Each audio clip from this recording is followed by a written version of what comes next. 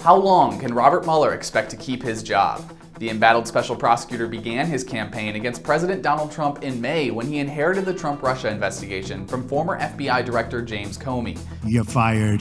His initial goal was simple: verify whether the Trump campaign had colluded with Russia during the 2016 election. But fast forward to today, Trump supporters and Republican lawmakers are clamoring for Trump to appoint a second special counsel to keep Mueller accountable. So what happened, and why has Mueller lost his credibility? Number 1. The lawyers he hired to investigate Trump are mostly staunch liberals.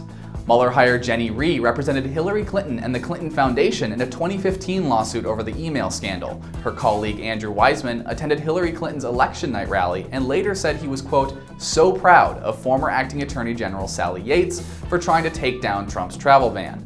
Aaron Zebley was a legal representative for a Clinton aide who helped set up Hillary's infamous private email server.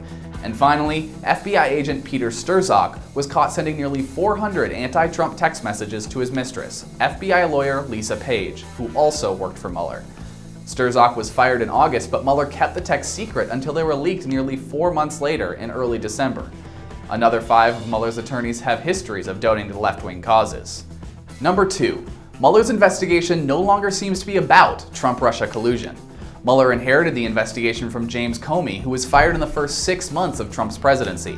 But in the absence of any evidence of actual Trump-Russia collusion, Mueller seems to have set his sights on charging Trump with obstruction of justice for firing Comey.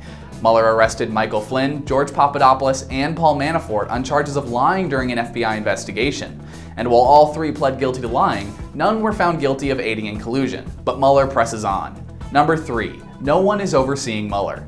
A special counsel is only appointed to investigate an issue when there's a real or perceived conflict of interest in the group that would otherwise have been in charge of investigating. Yet with Mueller's team, those perceived conflicts of interest are right back in the spotlight. Mueller's persistence has triggered many to wonder what he's really after, and many Republican lawmakers are calling for a second special counsel to oversee his investigation and prevent it from becoming a witch hunt. But those calls have yet to be answered.